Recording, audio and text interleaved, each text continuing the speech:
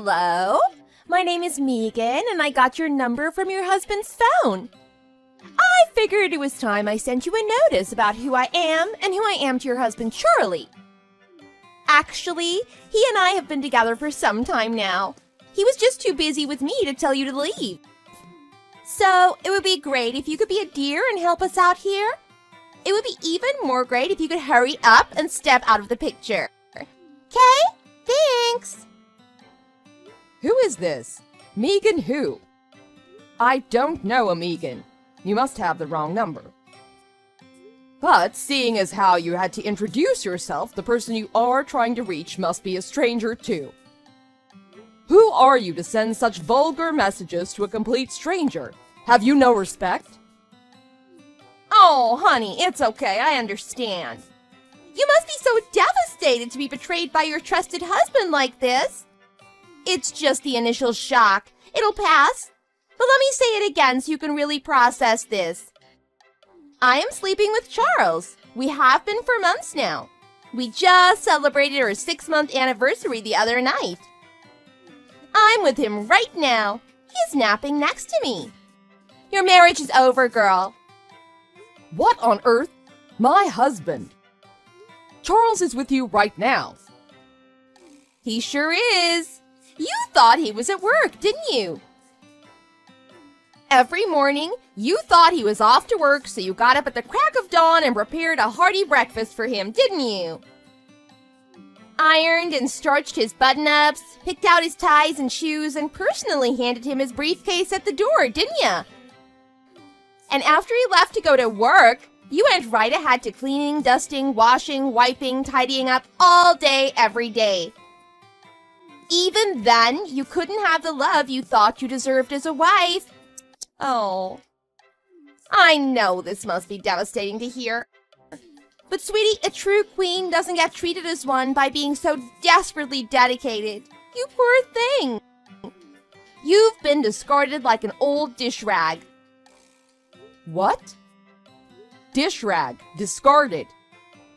Who are you? You sound like a middle school bully talking to a classmate about stealing their favorite pen. You must have the wrong number. My husband is in no condition to get out of bed, let alone be disloyal. To me or to anyone. And even if he could, he wouldn't make himself available to a vulgar woman like yourself a mile away. Please check the number and leave me alone.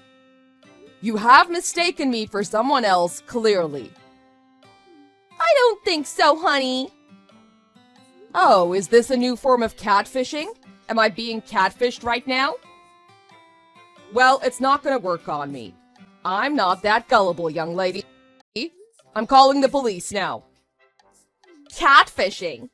You think I'm scamming you right now?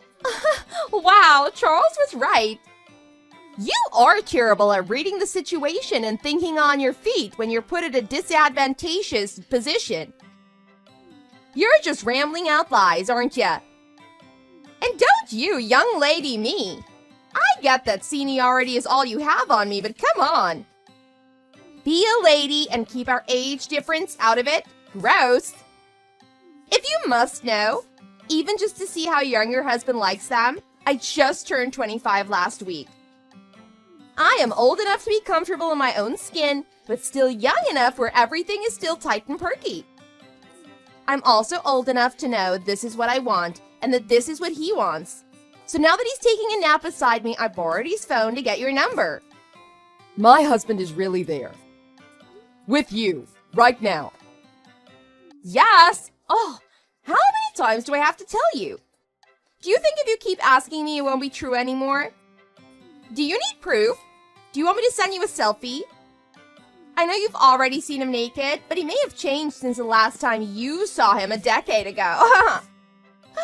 There's no need to be ugly like that. I'm above it if you are.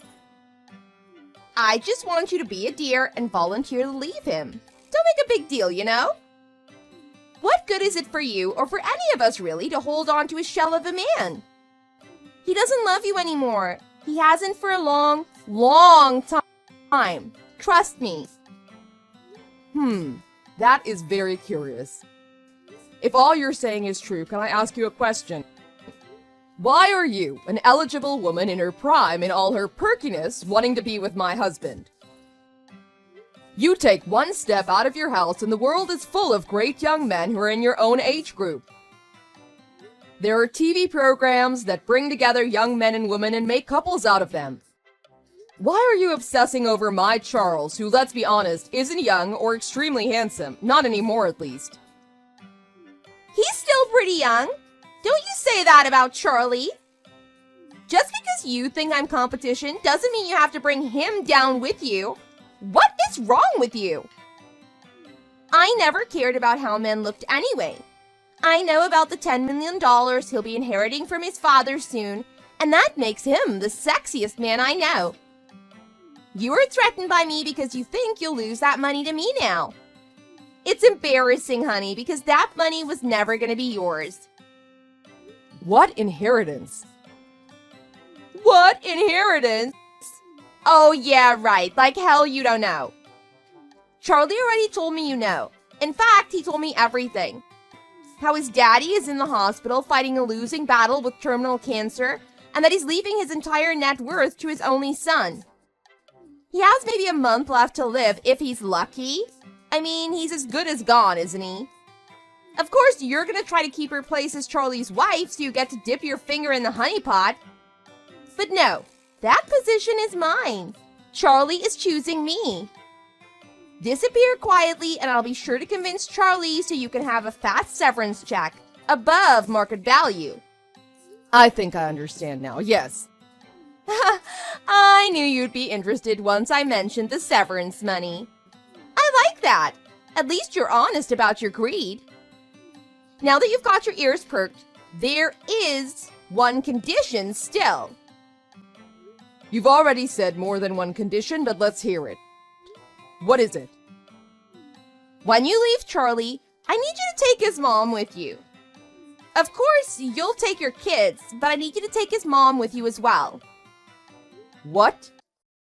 His old mom. Once Charlie's daddy dies, I will bet you my life that she's gonna want to move in with him.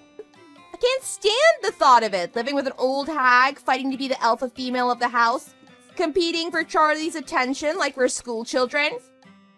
Not to mention the old people smell. I hate old people. Ugh. I hope to God I don't live to be that old. Ew.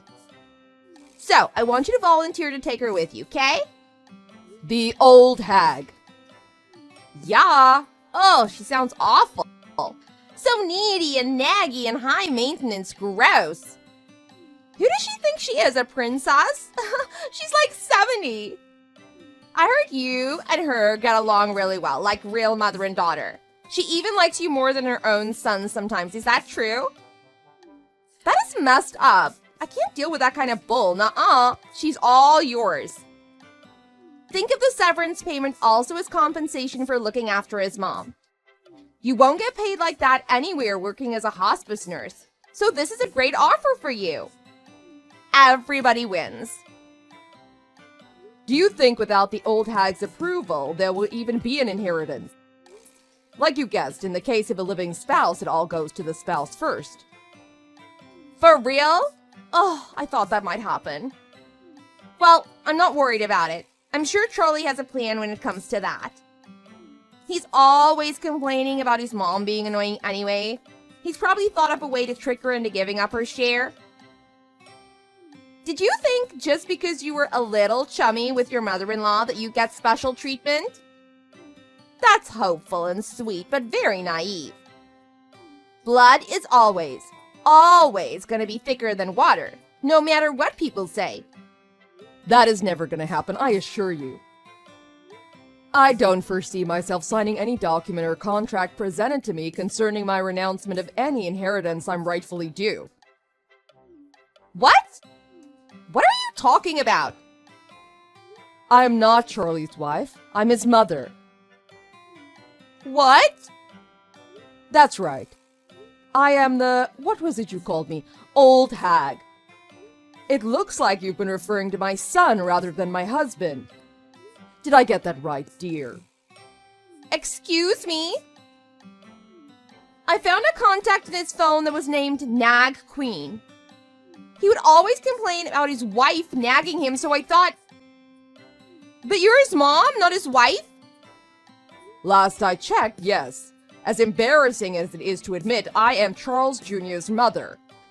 And yes, I'm the one whose approval and renouncement you were conspiring to obtain through less than ethical means until moments ago.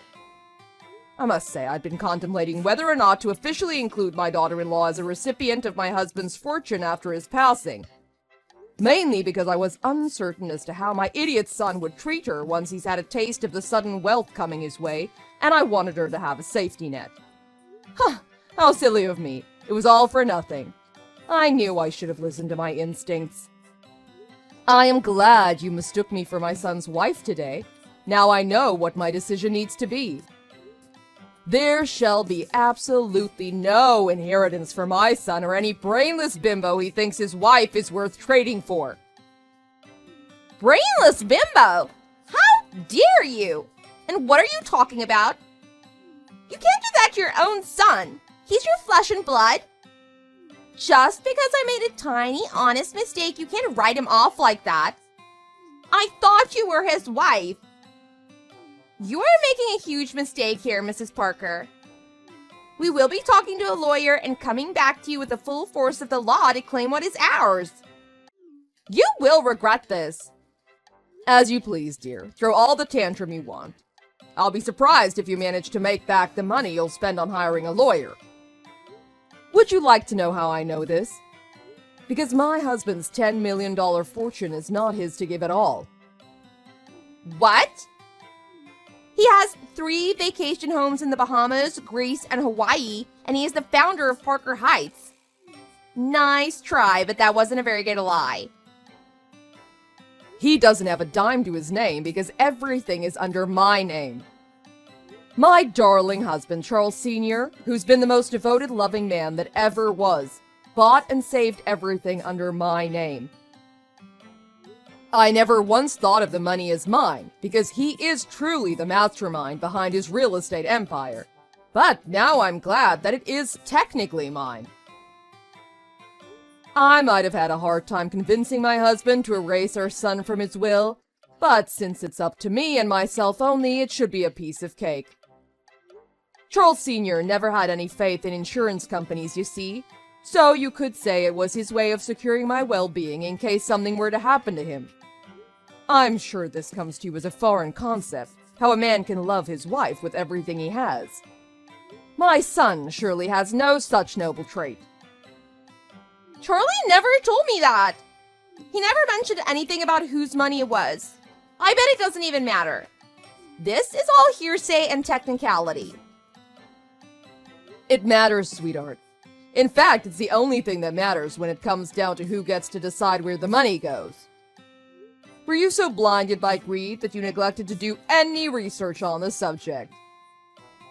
Do you think when the Queen of England died, her fortune would have gone to King Charles had her husband, Prince Philip, been still alive? First of all, I don't even know what that means. And second of all, are you serious right now? Is this not some sick, desperate attempt to shoo me away? Mr. Parker really doesn't have anything for us? Not a penny.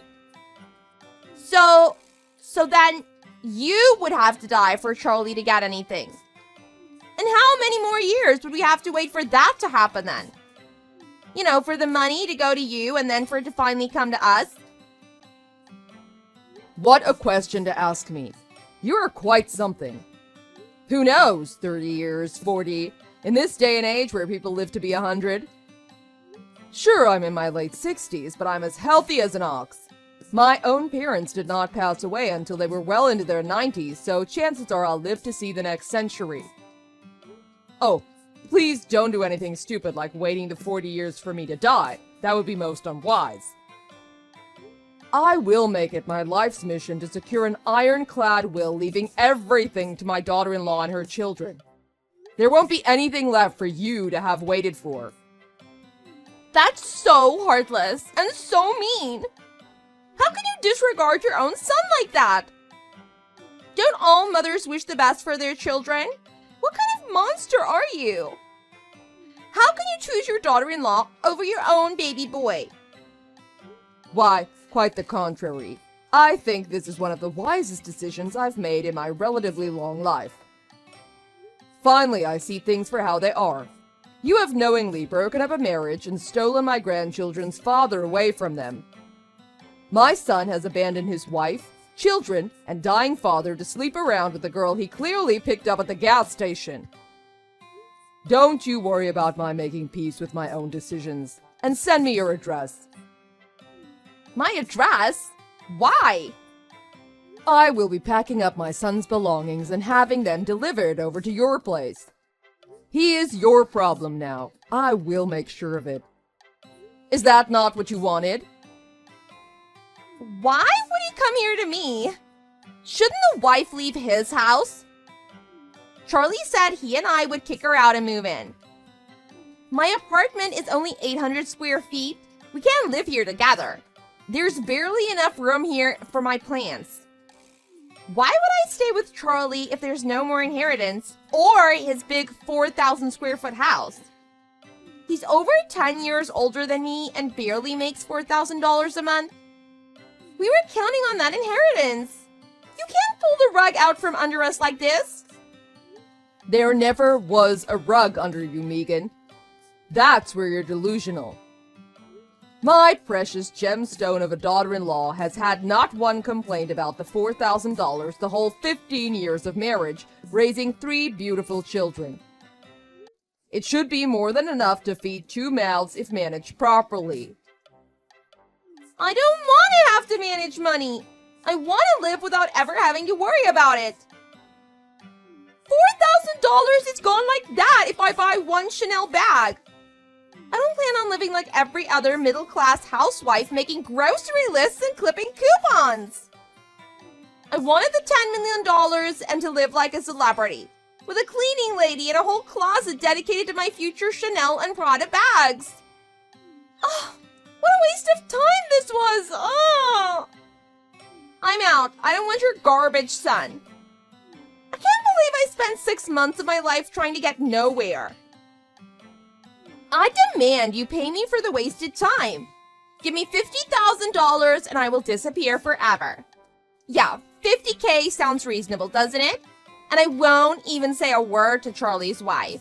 That kind of money must be nothing to you. Come on, I gotta get something back. Do you know how many guys try to get my number on a daily basis? But I looked away for 6 whole months. Give me the $50,000 and everyone wins. The answer is no, Megan. In fact, I'll make sure that my daughter-in-law will hear every word about this about you, and she will decide what she does with you. You are the one that may need to start paying her fines. Fines? Me to her? What? Why would I get fined? In our great state of North Carolina, dear, one can sue their spouse's adulterer and take them to court for ruining a marriage. Whether or not you had sex with a spouse matters only secondarily to have a case for what is called an alienation of affection. Looks like your stupidity got you into some serious trouble, doesn't it? Well, I better let you get to it. You have lots to do.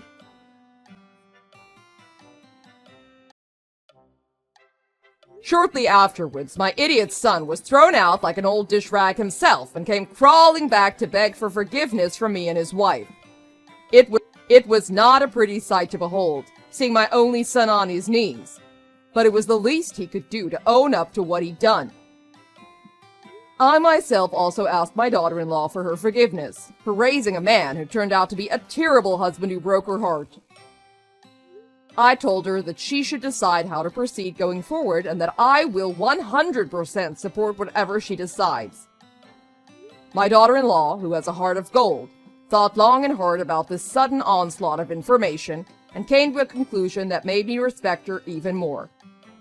It was her judgment that keeping a bad husband around was exponentially better than having no father for her 3 children. Can you imagine that? A truly great mother who puts her children above all else, including her own pride and vengeance? However, upon my suggestion, Charles Jr. and his wife Anne both agreed for a brief separation, if only to allow Charles some time to self-reflect and for Anne to spend quality time with her children in our vacation home in Hawaii. As soon as my husband finally lost his battle to cancer and moved on to be with God, I pulled some strings and sent Anne and her children on an all-expense-paid resort trip for 2 months. What good is a fortune if I don't spend it on my loved ones?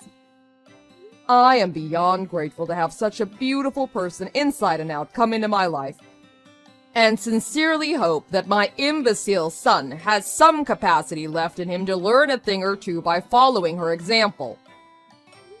As for the homewrecker, Megan, I'm unsure what fate was waiting for her after her brief time with my son. I could hire a private investigator to find out, if only for my own peace of mind. But I have a feeling my daughter-in-law would rather forgive and forget than hold on to unresolved grudges. In an attempt to learn from her myself, I've chosen to follow in her footsteps. I thank God every day that my grandchildren will grow up to be great human beings, and I will help them get there every day, if only to redeem myself from failing with Charles Jr. All in all, this whole calamity has strengthened us Parkers as a family.